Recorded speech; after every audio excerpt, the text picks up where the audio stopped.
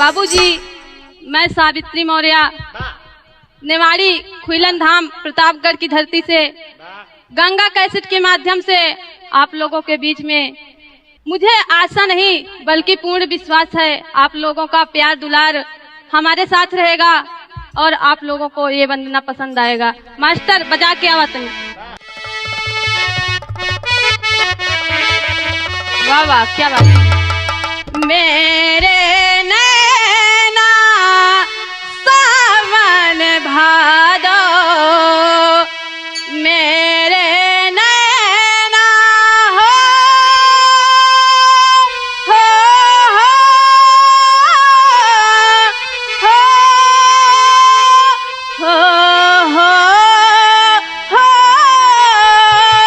मेरे नैना सावन भादो, मेरे नैना सावन भाद, मेरे सावन भादो, ओ फिर भी मेरा मन प्यासा, फिर भी मेरा मन प्यासा, ओ फिर भी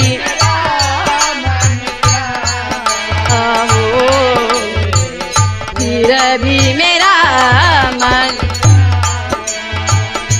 तो जियो जियो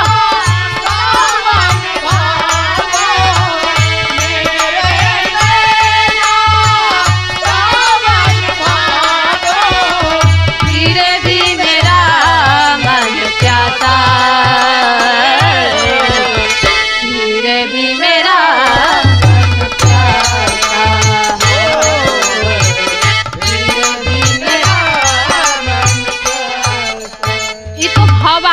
लेकिन यही भाव में आज द्रौपदी बीच सभा में कन्हैया को पुकार रही है। कैसे?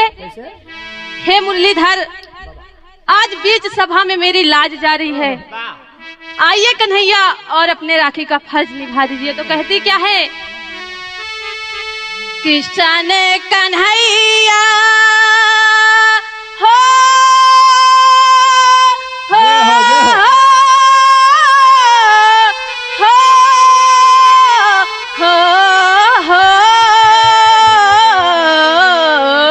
मुरली बजैया कृष्ण कन्हैया, मुरली बजैया कृष्ण कन्हैया, मुरली बजैया कृष्ण कन्हैया,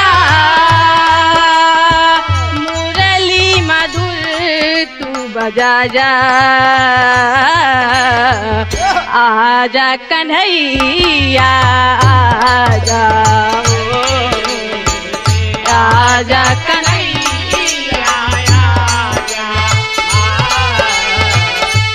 आजा कन्हैया,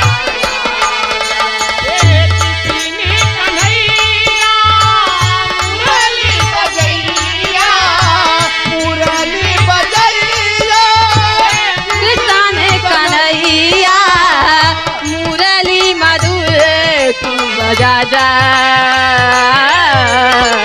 आजा कन्हैया आजा, आजा कन्हैया आजा कन्हैया। रो रो के बेचारी द्रौपदी पुकार रही है कन्हैया को। कैसे? दुष्ट दुशासन हो, दुष्ट दुशासन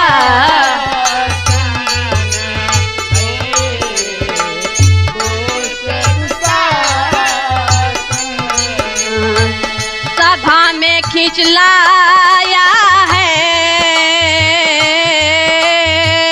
सभा में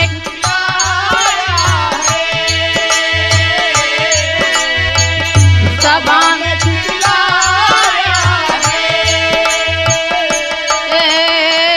कोई कुछ भी बोलता नहीं है, कोई कुछ भी बोलता नहीं है, कोई कुछ भी बोलता नहीं है। आके लाज बचा जा, आजा कन्हैया जा, किसान कन्हैया मुरली बजैया, किसान कन्हैया मुरली बजैया, जो जो कन्हैया मुरली बजैया, मुरली मधुर तू बजा जा, आजा कन्हैया आजा, आजा कन्हैया आजा, आजा कन्हैया, एक दिन कन्हैया जियो जियो मुरली बजैया, कन्हैया मुरली बजैया, मुरली मधुर तू बजा जा, आजा कन्हैया आजा, आजा कन्हैया आजा कन्हैया। द्रौपदी कहती है, हे प्रभु मेरे 5 पति हैं, मेरे 5 पति हैं, लेकिन उनके रहने का कोई मतलब नहीं है। और कह क्या रही है, आज गुरु द्रोणाचार्य भी ये अन्याय देख रहे हैं, तो क्या कह रही है,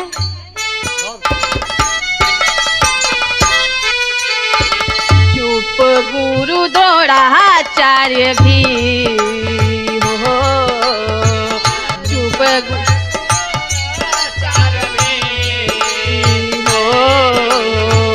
चुप गुरु द्रोणाचार्य भी, चुप बैठे 5 पति, चुप बैठे 5 पति, चुप बैठे 5 पति, हाँ कोई ना हमारा, कोई ना सहारा, कोई ना हमारा, कोई ना सहारा, कोई ना हमारा, कोई ना सहारा, आके चमत्कार दिखा जा, आके चमत्कार दिखा जा, किसान कन्हैया बंसी बजैया, किसान कन्हैया जियो जियो, किसान कन्हैया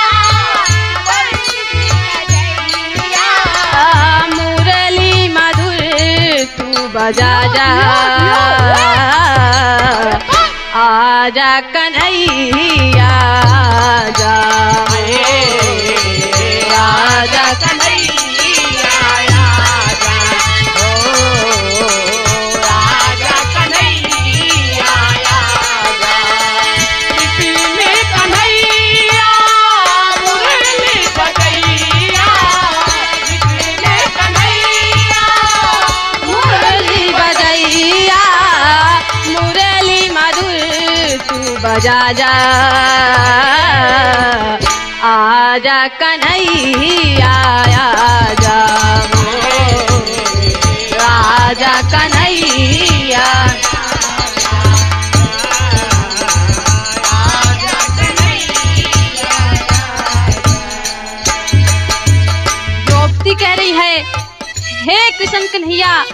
आज आप कहाँ चले गए हो?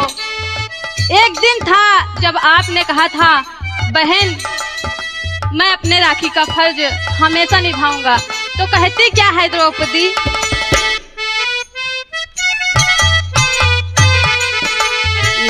बहन पुकार रही,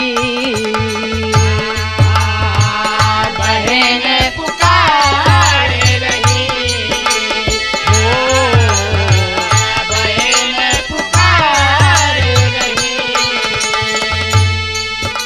आजा मेरे भाई,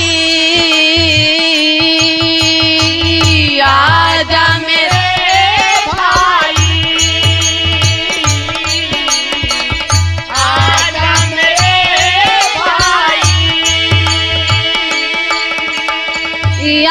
के राखी का फर्ज निभा दे, आके राखी का फर्ज निभा दे, आके राखी का फर्ज निभा दे। भैया का रिश्ता निभा जा, भाई का रिश्ता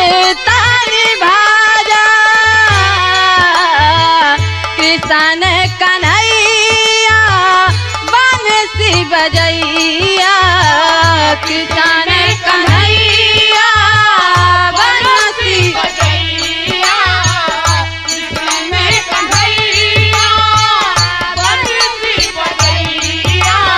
आया के लाज बचा जा, आजा कन्हैया जा, आजा कन्हैया आजा,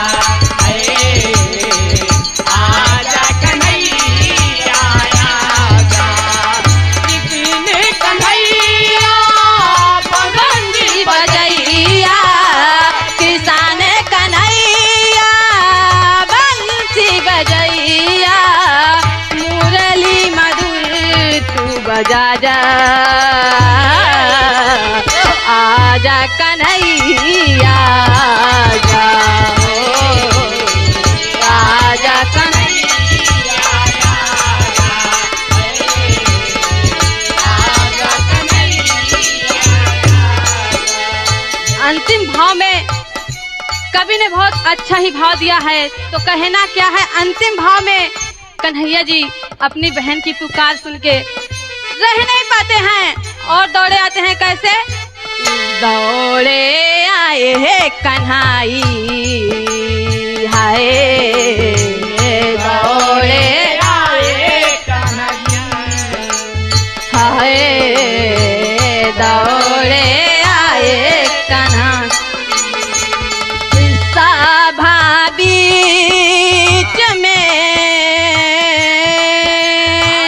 सभा बीच में, सभा बीच में।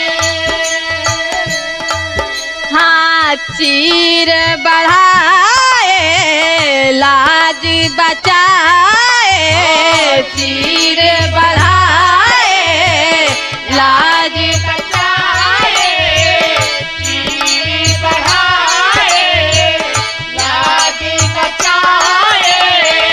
राखी का फर्ज निभाया, राखी का फर्ज निभाया,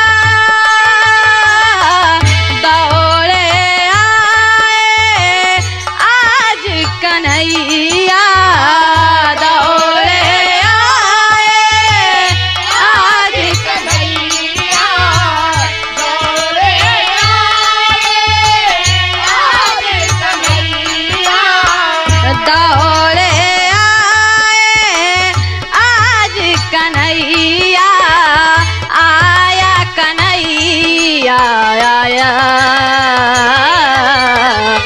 आजा कन्हैया आजा, आजा कन्हैया, जियो जियो। आजा कन्हैया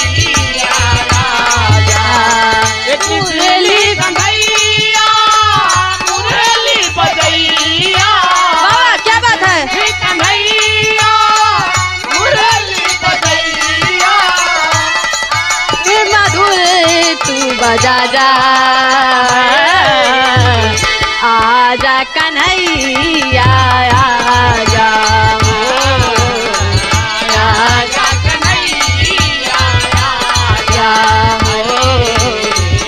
आजा कन्हैया आजा। मुरली बजैया कृष्ण कन्हैया, मुरली मधुर तू बजा जा,